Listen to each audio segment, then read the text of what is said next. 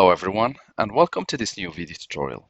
In this video I will show you how you could easily change the video player or the video reader in your Windows computer. If you like, you have a video which is being played automatically by Windows Media Player, and if you would like to change the default software for it to VLC or whatever software, just go to any video, click with the right button of the mouse, select Properties. Here on Opens With, click on Change.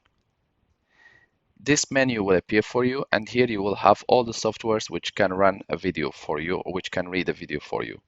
If you don't see it, just click on More Apps and you will be able to see all of them. Locate the wanted software, in my case VLC, click OK, and then click Apply, and then click OK. You will see the little icon on the right of your video here, and it shows you which software plays by default that video. If you would like again to check, just click on the right button of the mouse and go to Properties, and you will be able to see what is the Open With software, and in this case now it has been changed to VLC.